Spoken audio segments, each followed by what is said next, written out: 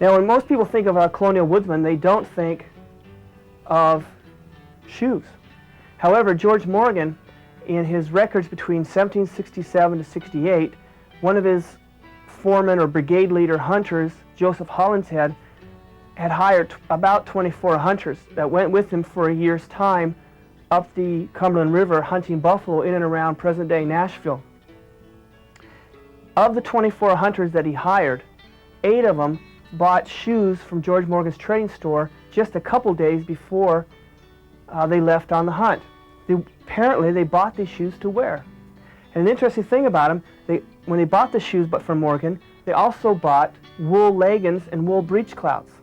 So this image of a professional hunter, a colonial woodsman, walking carefully through the middle ground forest in wool leggings and a wool breechclout and then brand new shoes creates quite a different image of what we tend to think of as a woodsman.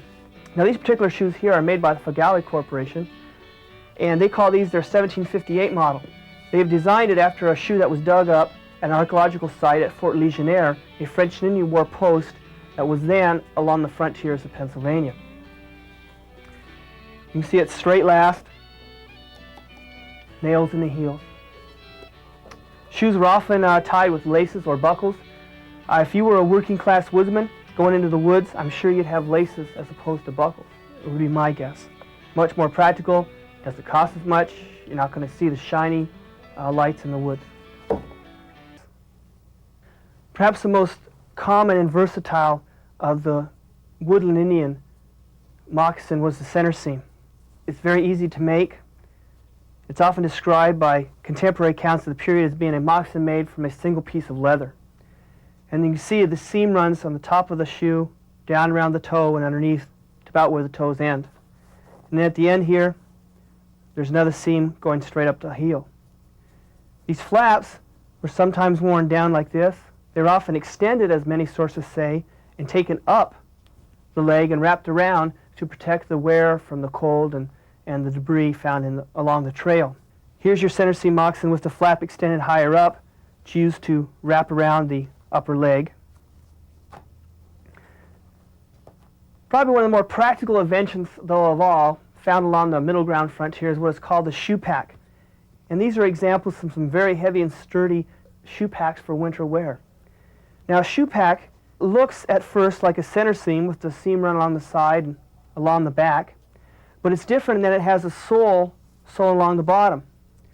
Now, these are emulated after a pair originally dug up at Fort Legionnaire, the same fort earlier referred to, of the French and Indian War period. And the original pair were made out of deerskin and were laced along all the seams, both on the top and along the bottom, with leather lace rather than linen thread.